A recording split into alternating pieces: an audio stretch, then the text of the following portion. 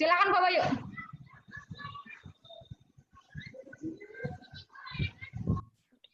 Iya Bapak Warsono, silakan dibuka dulu. Oke, sudah semuanya hadir? Alhamdulillah. Oke, ya.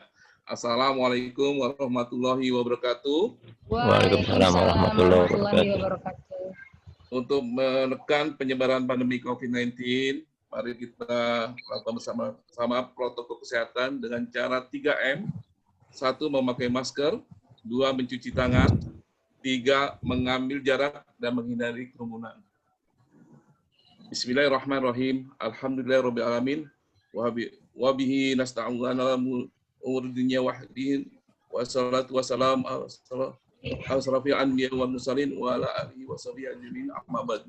Pertama-tama, marilah kita panjatkan puji syukur kehadirat Allah Subhanahu wa taala yang memberikan rahmat, taufik dan hidayah kepada kita sehingga pada malam hari ini kita dapat melakukan Zoom meeting untuk mata kuliah profesi kependidikan dengan tema pengembangan profesional guru pendidikan jasmani di masa yang akan datang.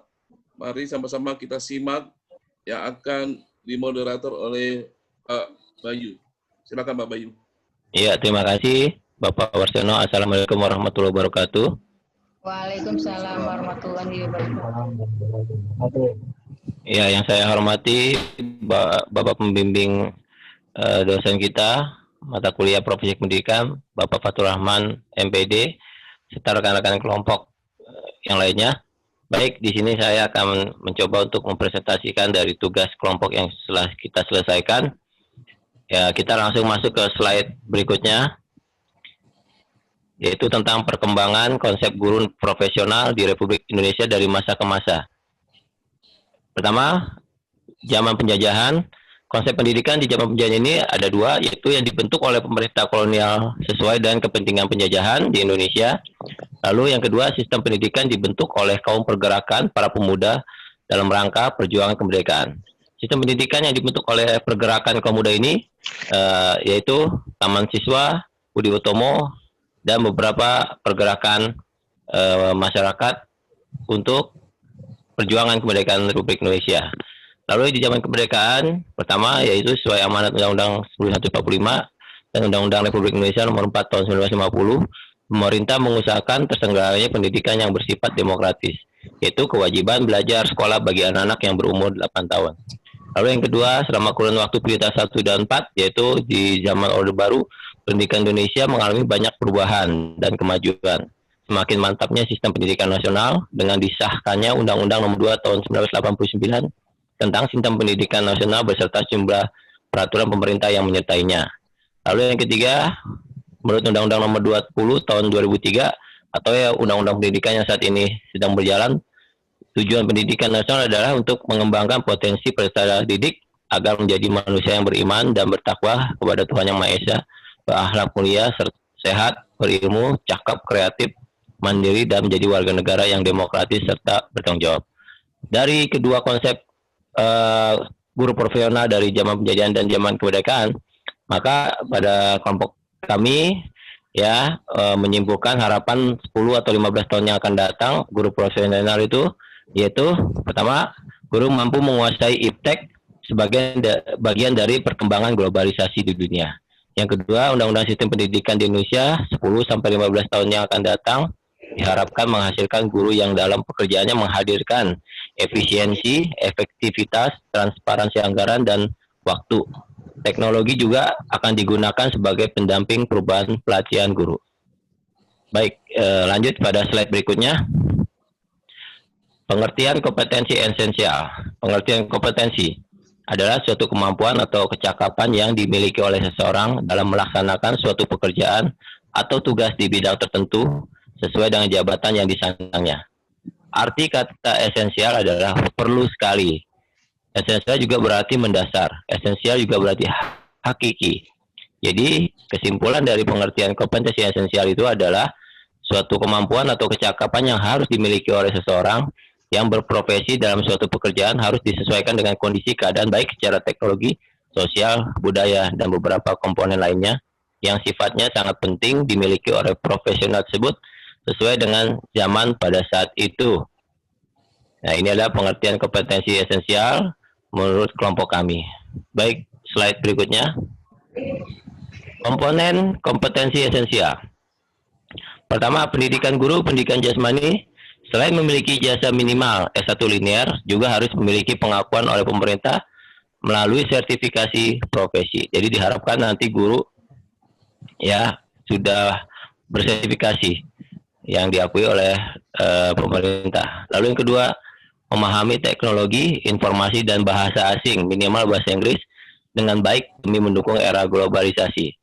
Nah, kemampuan bahasa asing ini sudah menjadi sesuatu yang penting 10 atau 15 tahun ke depan, ya, karena kita juga harus siap apabila memang era keterbukaan, ya, hadirnya tenaga kerja asing, yaitu guru mengajar di Indonesia, ya, maka guru-guru Indonesia harus siap ya bersaing, terutama kemampuan bahasa asing. Lalu yang ketiga, menguasai salah satu cabang olahraga sehingga fungsi guru PJOK nantinya juga dapat sebagai talent searcher atau pencari bakat pada siswa berbakat pada bidang olahraga tertentu. Lalu selanjutnya, guru pendidikan jasmani diharapkan di masa depan terlibat aktif pada organisasi di keolahragaan. Lalu yang terakhir, dilakukan supervisi secara berkala sebagai bagian upaya menjaga kualitas guru pendidikan jasmani. Nah, inilah komponen kompetensi esensial yang kami simpulkan ya dari hasil diskusi kelompok kami. Baik, selanjutnya komponen kompetensi esensial lainnya dalam rangka profesi guru pendidikan lebih dirasakan masyarakat. Jadi keberadaan guru olahraga 10 atau 15 tahun ke depan ini keberadaannya memang harus aktif di masyarakat, ya, hadir di tengah-tengah masyarakat. Yaitu dengan cara pertama, guru PJOK dapat menjadi penyuluh di masyarakat dalam rangka meningkatkan kesadaran masyarakat akan pentingnya hidup sehat. Lalu yang kedua, guru PJOK berperan aktif di masyarakat dalam program hidup sehat berupa aksi nyata melalui program keolahragaan dan kesehatan. Antara lain tergabung ke dalam organisasi kemasyarakatan, organisasi RT atau RW, puskesmas, dan organisasi lainnya. Nah, ini salah satu bagian dari guru olahraga, ya, berperan aktif membantu pemerintah dalam mengolahragakan masyarakat dan mengenalkan tentang hidup sehat. Baik, di sini kami akan coba ya contoh matriks komponen kompetensi esensial guru PJOK di masa yang akan datang. Di sini kami mengambil 4 kompetensi yang harus dimiliki guru yang saat ini Undang-Undang Nomor 20 Tahun 2003, yaitu tentang pedagogik, kepribadian sosial, dan profesional. Di sini kami mencoba untuk mengeksplor lagi, terutama pada keempat kompetensi ini, yaitu pedagogik. Guru diharapkan dapat lebih menguasai teori belajar, prinsip belajar, pengembangan kurikulum, melalui berbagai macam pelatihan dan seminar untuk meningkatkan kompetensi. Di bidang kepribadian, di kompetensi kepribadian, ya, memiliki kebanggaan sebagai guru dan menjadi karakter yang lebih baik lagi sebagai teladan siswa, serta memiliki etos kerja yang tinggi, berani berinovasi, dan berkreativitas dalam pembentukan pribadi guru itu sendiri. Lalu di kompetensi sosial, memiliki kemampuan komunikasi yang baik terhadap masyarakat di sekolah maupun masyarakat secara umum, serta selalu memiliki rasa ingin tahu yang tinggi terhadap perubahan globalisasi. Nah, ini kaitannya dengan keberadaan guru olahraga 10-15 tahun ke depan, maka guru olahraga juga harus terbuka, open mindset-nya harus terbuka supaya perkembangan atau perubahan globalisasi itu bisa diketahuinya. Lalu yang terakhir, kompetensi profesional, terlibat aktif di organisasi profesi guru dalam rangka meningkatkan kesadaran berorganisasi, serta terlibat aktif dalam organisasi keolahragaan dalam rangka ikut meningkatkan prestasi olahraga nasional.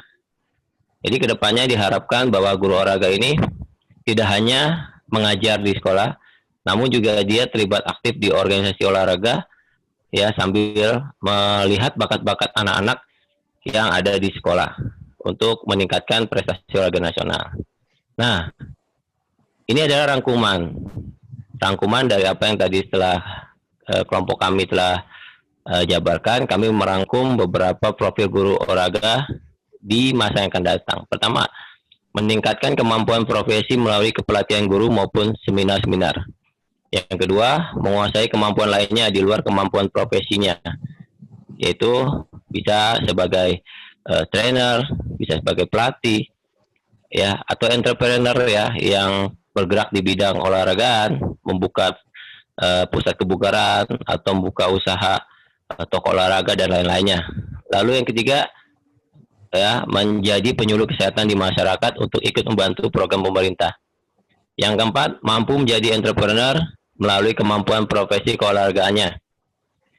Lalu yang kelima, peduli akan informasi perkembangan dunia dan ikut serta meningkatkan kemampuan diri untuk bersaing dengan guru PJOK negara lain. Ya, terutama yang tadi sudah kami jabarkan, bahwa guru PJOK kedepannya memang harus menguasai bahasa asing, ya, dan juga beberapa aplikasi IT komunikasi lainnya dalam pembelajaran, proses pembelajaran. Lalu yang keenam, memiliki etos kerja yang tinggi dan memiliki attitude yang baik. Lalu yang ketujuh, memperbaiki performance. Ya, di sini kami menerima masukan lagi dari beberapa kawan kelompok kami, performance sebagai seorang guru. Nah, demikian presentasi dari kelompok kami. Kurang lebihnya, saya mohon maaf, mungkin nanti bisa ditambahkan oleh rekan-rekan lainnya. Silakan, saya kembalikan ke Bapak Warseno. Sebenarnya ini hanya pertanyaan aja, menyikapi kita perlu adanya guru masa yang akan datang. Pada prinsipnya, apakah mampu seorang guru Indonesia menghadapi daya saing yang tinggi secara komprehensif dan kooperatif yang berwawasan keunggulan profesional jauh ke depan melalui pandangan ke depan visioner. Padahal kalau kita melihat tantangan sekarang ada minimnya kesejahteraan guru yang menyebabkan konsentrasi guru terpecah menjadi beberapa sisi. Sedangkan satu sisi guru harus menambah kapasitas akademis pembelajaran berinovasi dengan media. Sedangkan di sisi lain, guru seringkali banyak berjibaku memenuhi kebutuhan kesejahteraan keluarganya dan menjadikan kualitas akademis menjadi tersisihkan. Nah, itu yang jadi permasalahannya. Baik, Bapak Ibu, silakan. Iya, terima kasih Bapak Warseno. Ya, memang kita harus sadari juga memang kondisi saat ini, terutama di profesi guru ya, memang salah satu profesi yang mungkin banyak orang ya menganggap ini profesi yang biasa-biasa aja gitu ya, karena kita juga melihat kalau terutama dari kesejahteraan memang masih banyak guru yang jauh gitu. Tapi kita berharap 10 atau 15 tahun ke depan pemerintah memiliki undang-undang yang benar-benar memperhatikan kesejahteraan guru, sehingga guru pun juga dengan kesejahteraan yang dimilikinya dia juga dapat meningkatkan kompetensinya ya, bisa mengikuti kegiatan seminar-seminar atau kursus-kursus lainnya, sehingga kedepannya diharapkan guru juga dapat bersaing ya dengan guru-guru dari luar negeri ya. Kita berharapnya seperti itu. Baik. Makasih, Pak. Ya. Ya. Oke, saya dari kelompok kami Bapak Fatur Rahman, itulah beberapa yang bisa kami simpulkan terkait dengan ya, boleh. Ya, saya assalamualaikum. Mungkin hanya ingin menambahkan sedikit. Mungkin dari sejarah kita sudah melupakan ya, sebelum ada taman siswa itu di pesantren-pesantren kita sudah ada sistem pendidikan. Jadi sebelum ada taman siswa sama Budi Utomo itu di pesantren-pesantren, cuman mungkin dari sistemnya masih sistem keagamaan lah istilahnya. Jadi awal mula pendidikan Indonesia itu berawal dari pesantren. Mungkin udah banyak yang melupakan ya, sehingga banyak adu domba. Dan yang kedua, di masa yang akan datang mungkin bukan hanya tugas guru olahraga aja, tugas seluruh guru untuk memberikan pendidikan penguatan nasionalisme dengan dan juga apa ya namanya budi pekerti yang baik ya, karena banyak orang yang ngomong di Indonesia ini tidak banyak orang yang pintar tapi imannya ini yang masih banyak yang budi pekertinya, adabnya yang tidak ada. Indonesia ini tidak kekurangan orang pintar, tapi kekurangan orang yang benar. Jadi mungkin ke depannya seorang guru juga harus bisa mengarahkan murid-muridnya untuk bertindak benar. Bukan hanya pintar, tapi juga harus benar. Yang sesuai mungkin dengan norma dan agama yang berlaku. Karena kebanyakan kita sekarang, banyak guru itu hanya mengajar, misalkan kita olahraga mengajar sepak bola aja. Tapi kita tidak mengajarkan kepada murid sepak bola yang baik itu seperti apa, profesionalnya seperti apa, sportivitasnya seperti apa. Jadi tidak bisa menghalalkan segala cara. Nah, mungkin itu yang kurang, mungkin kekurangan yang kedepannya kita harus kembangkan sebagai guru, bukan hanya guru olahraga, mungkin secara umum, sehingga Indonesia ini tidak kekurangan orang pintar dan tidak kekurangan orang yang benar. Terima kasih. Assalamualaikum warahmatullahi wabarakatuh. Waalaikumsalam. Waalaikumsalam warahmatullahi wabarakatuh. Ya, terima kasih atas masukan dari Bapak Warsono dan juga Pak Irzal. Ya, semoga apa yang kita presentasikan hari ini menjadi satu sumber untuk rekan-rekan mahasiswa lainnya ya dalam mengembangkan pemikirannya terhadap perkembangan guru olahraga khususnya 10 atau 15 tahun ke depan. Baik, demikian tugas dari kami.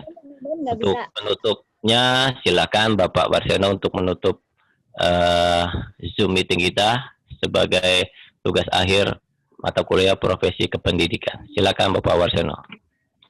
Katanya masih ada yang bertanya itu. Mbak Novanya? Mbak Nova Ya. masih ada yang bertanya? Ya, oke. Sebelum ditutup, Mbak Nova silakan. Assalamualaikum warahmatullahi wabarakatuh. Waalaikumsalam warahmatullahi wabarakatuh.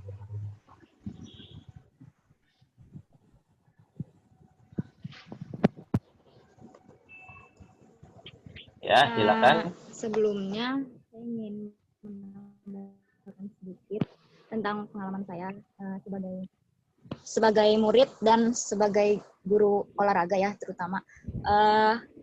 Kan kalau di sekolah-sekolah itu guru olahraga biasanya aktif ikut organisasi profesi.